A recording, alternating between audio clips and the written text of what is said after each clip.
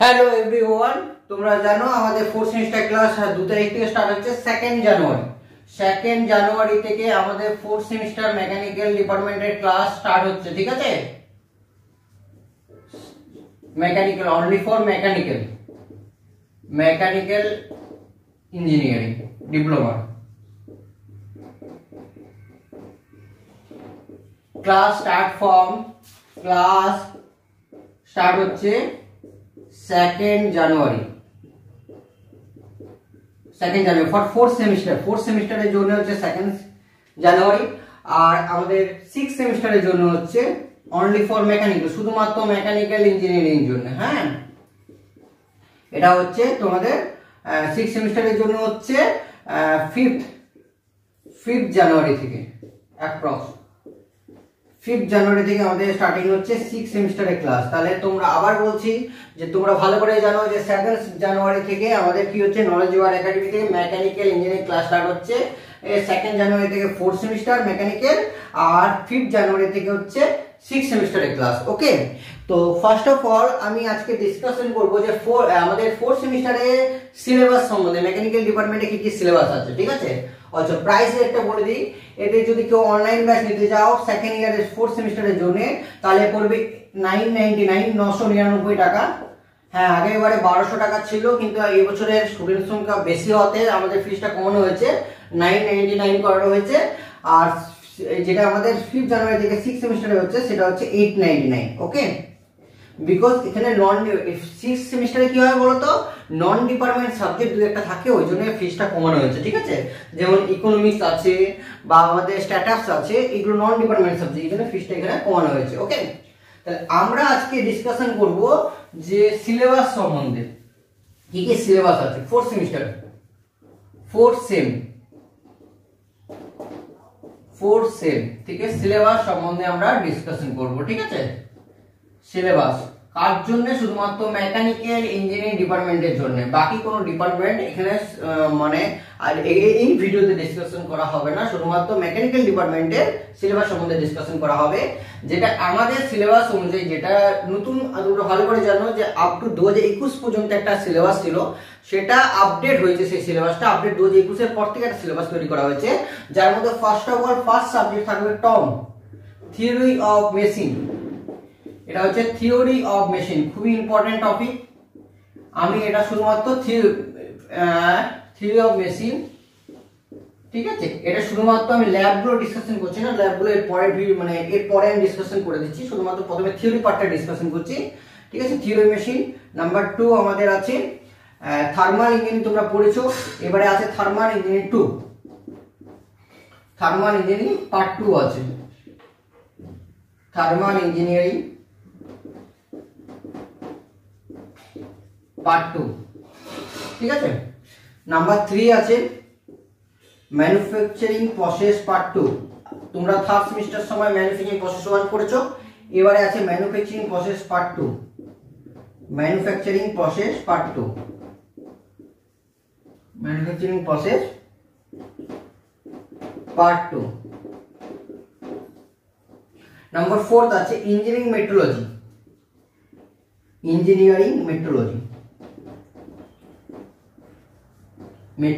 Measurement সম্বন্ধে, ঠিক আছে?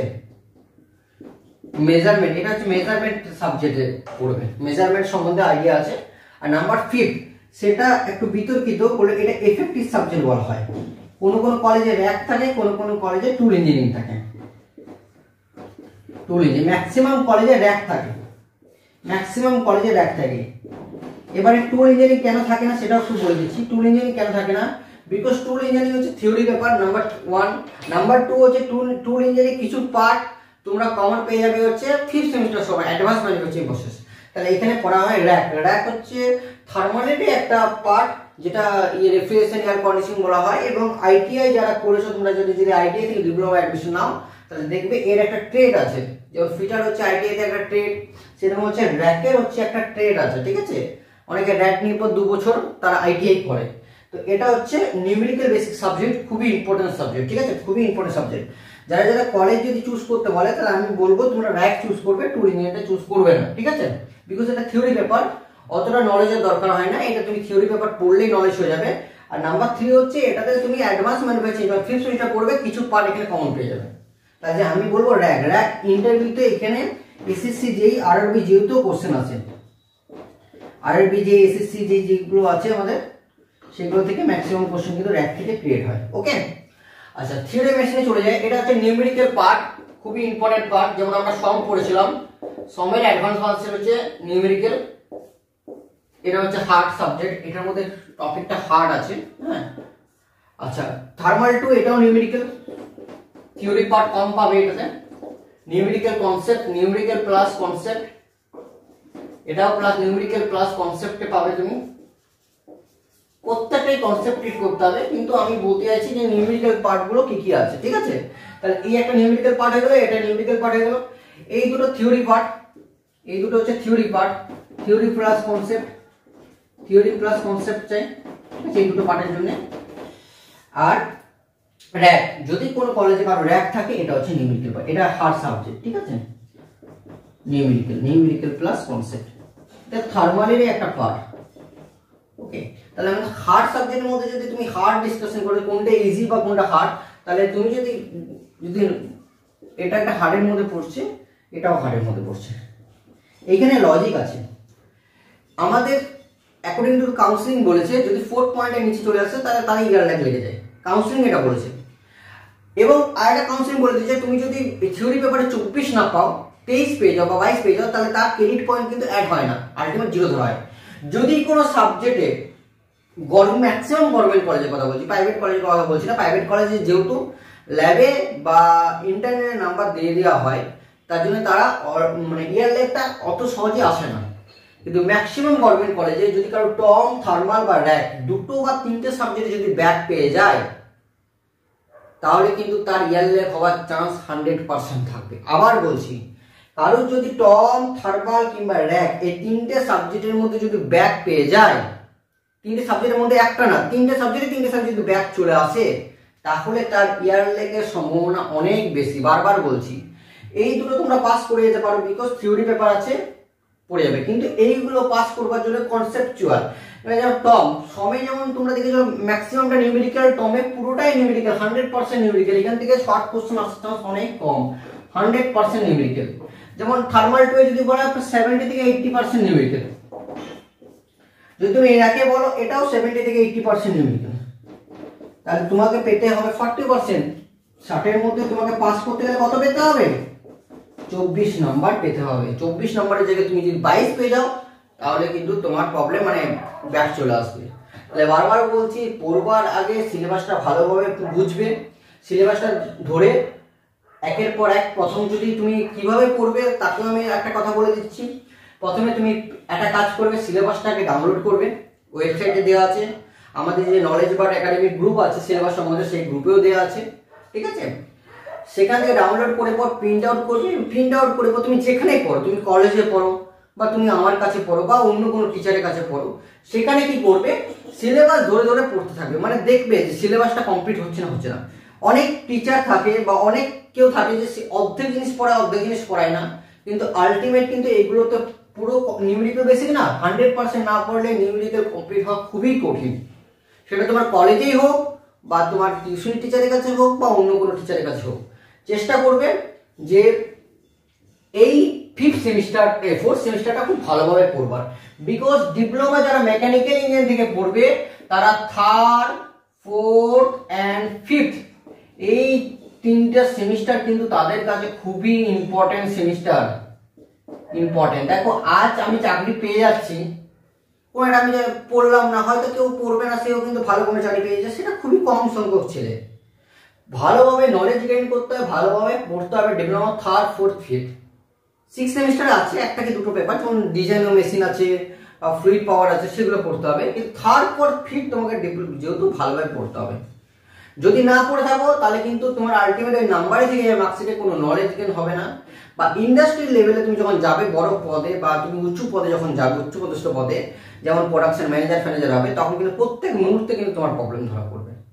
তাহলে আবার বলছি, যারা যারা অ্যাডমিশন নাও, যদি অ্যাডমিশন নিতে যাও নলেজ বার্ড একাডেমিতে, নলেজ বার্ড একাডেমিতে কিরকম পড়ানো হয়, যারা স্টুডেন্ট পড়ে তাদেরকে জিজ্ঞেস করে নেবে।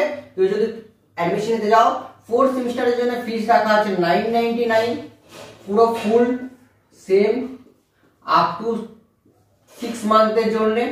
ঠিক আছে, তোমরা এখানে নলেজ বার একাডেমি বলে দেখবে, নলেজ বার বলে প্লে স্টোর থেকে পেয়ে যাবে, নলেজ বার প্লে স্টোর থেকে অ্যাপস পেয়ে যাবে, সেখান থেকেও তুমি পেমেন্ট কমপ্লিট করতে পারো, বা ভিডিও নিচে ডেসক্রিপশনে অ্যাপসটা দেওয়া থাকবে, সেখান থেকেও পেমেন্ট করতে পারো, অথবা ডাইরেক্ট আমার সাথে যোগাযোগ করতে পারো। আমার নাম্বার তোমরা জানো 8637506912। যদি কারুর সন্দেহ থাকে যে স্যার এখানে কিভাবে পড়ানো হয় বা কিরকম পড়ানো হয়, তাও যোগাযোগ করতে পারো। একটা তুমি ডেমো ক্লাস করতে পারো, যদি তোমার পছন্দ লাগে তুমি অ্যাডমিশন নিতে পারো, যদি না পছন্দ লাগে তাহলে অ্যাডমিশন নেওয়ার দরকার নেই। অনেক ছেলে অ্যাডমিশন নিচ্ছে, অ্যাডমিশন এখনো কমপ্লিট চলছে। ঠিক আছে, আমাদের ক্লাস স্টার্ট হবে 2nd জানুয়ারি থেকে, মানে 2nd জানুয়ারি। এবারে এটা হচ্ছে পুরো সিলেবাস সম্বন্ধে আমি একটা আইডিয়া দিয়ে দিলাম। এবার ল্যাব সম্বন্ধে আইডিয়া দিয়ে দিই একটু, ল্যাব কি কি আছে। ঠিক আছে, ল্যাব আমাদের যে ল্যাবগুলো আছে, ল্যাবের মধ্যে তোমার করবে, ল্যাবটা অতটা ইম্পর্টেন্ট তোমাদের কাছে ফর কলেজের জন্য। কলেজে যে ল্যাবগুলো করবে সেটা হচ্ছে থার্মাল ইঞ্জিনিয়ারিং 12 ল্যাব আছে, এটা ফার্স্ট অফ অল ল্যাব থাকবে। নাম্বার 2 ম্যানুফ্যাকচারিং প্রসেস 12 ল্যাব আছে, কলেজে দেখতে পারো তোমরা। নাম্বার 3 তোমার হচ্ছে এই দুটো হয়ে গেল। নাম্বার 3 তোমার পড়বে হচ্ছে engineering metrology lab, engineering metrology EM লিখছি, এটারও ল্যাব আছে। ইঞ্জিনিয়ারিং মেট্রোলজি মেজারমেন্ট ল্যাব যেটাকে বলা হয়।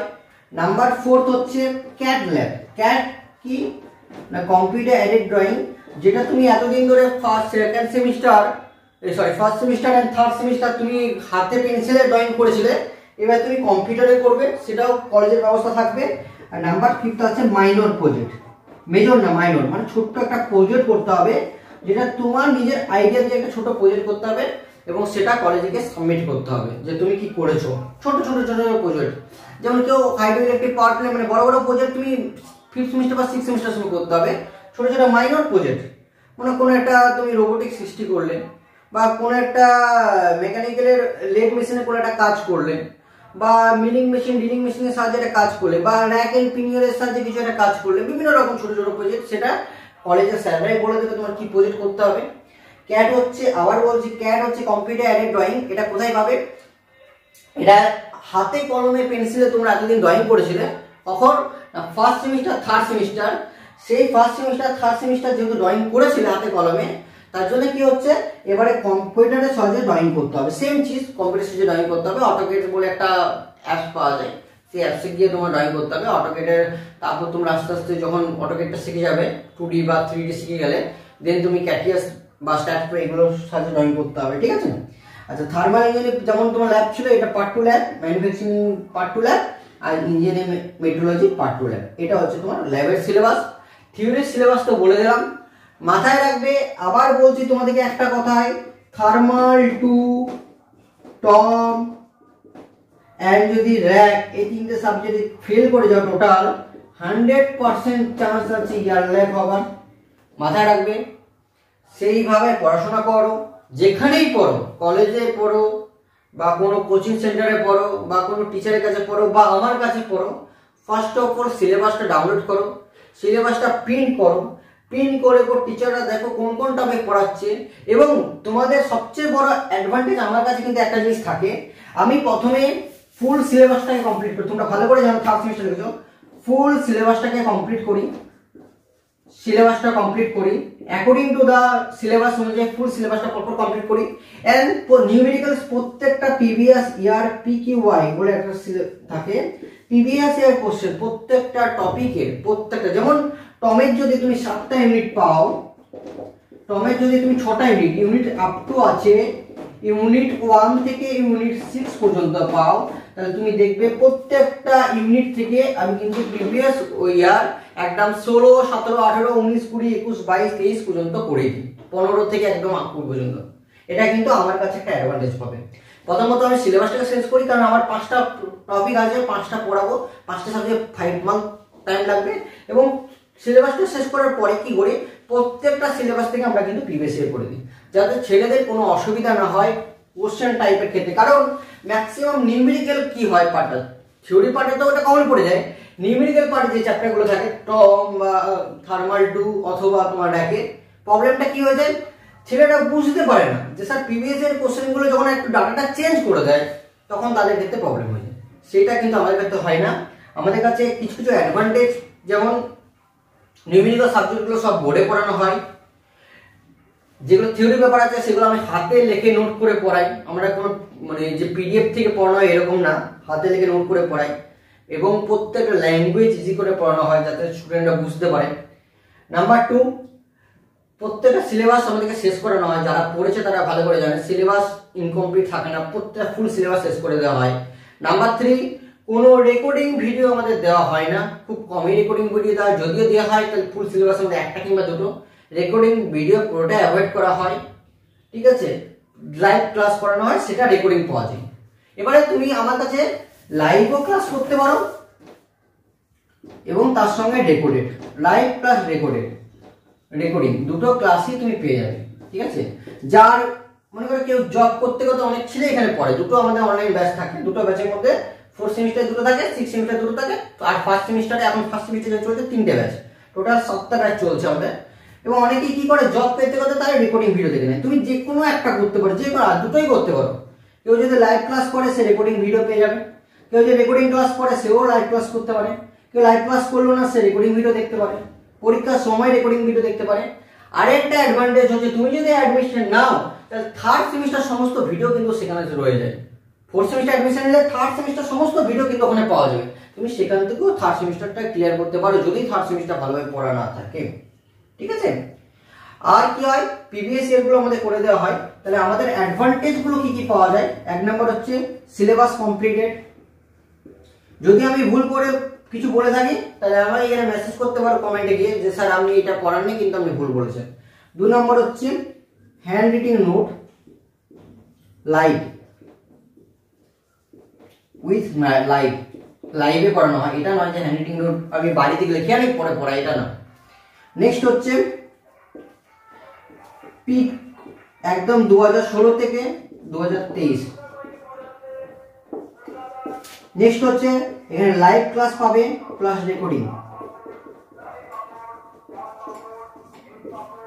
নেক্সট হচ্ছে এতগুলো তো তুমি পেয়ে যাচ্ছ, সিলেবাস কমপ্লিটেড, হ্যান্ডরাইটিং নোট পাবে সঙ্গে সঙ্গে, পিডিএফ, প্রিভিয়াস ইয়ার প্রত্যেকটা প্রিভিয়াস ইয়ার করে দেওয়া হয়, প্লাস লাইভ ক্লাস রেকর্ডিং। আর লাস্ট অফ অল যে সবাই আমার জন্য ওয়েট করে থাকে এবং তোমরাও ওয়েট করে থাকো, যারা যারা পড়ে না তারাও ওয়েট করে থাকে, ফর সাজেশন, যেটা তোমার 100% কমন থাকবে, এটা আমি গ্যারেন্টেড, এটা গ্যারেন্টেড দিচ্ছি তোমার সাজেশনে 100% কমন থাকে। এতগুলো জিনিস পেয়ে যাবে। যদি কেউ পড়তে চাও আবার বলছি যোগাযোগ করো, 999 কোর্স ফি চলছে, সেখান থেকে তুমি কোর্স করতে কিনতে পারো। ঠিক আছে, বা ডাইরেক্ট পেমেন্ট করতে পারো, তোমার নলেজ পেপার অ্যাপে গিয়ে পেমেন্ট করতে পারো। আর 6 সেমিস্টারের জন্য 899 আর 4 সেমিস্টারের জন্য 999। ওকে, আপাতত থ্যাংক ইউ। ঠিক আছে, আর যদি কারো কিছু আরেকটা কথা বলে নি, যদি কারো কিছুর কোনো অসুবিধা থাকে যে না স্যার কিছু বুঝতে পারছি না বা, তাহলে কন্টিনিউ তারা এই নম্বরে কল করতে পারে, তাকে আমি বুঝিয়ে দেবো কি অসুবিধা হচ্ছে বা কি প্রবলেম হচ্ছে বা কোথায় প্রবলেম হচ্ছে, কোন জিনিসটা বুঝতে পারছো না, আমি সব বুঝিয়ে দেবো। এই নাম্বারটা কল সবসময় এই নাম্বারটা চালু থাকে। যদি আমি কলটা রিসিভ না করি, কারণ আমি একটা কলেজের তো অ্যাসিস্ট্যান্ট প্রফেসর, তো যদি রিসিভ না করতে না পারি আমি অবশ্যই সারাদিনের মধ্যে তোমাকে কল ব্যাক করবো বা হোয়াটসঅ্যাপে মেসেজ করে রাখবে। ঠিক আছে, ওকে, থ্যাংক ইউ। আশা করি সমস্ত জিনিস ক্লিয়ার হয়ে গেছে 4th সেমিস্টার সম্বন্ধে। যদি কিছু জানার থাকে এই নম্বরে কল করবে। ওকে, থ্যাংক ইউ।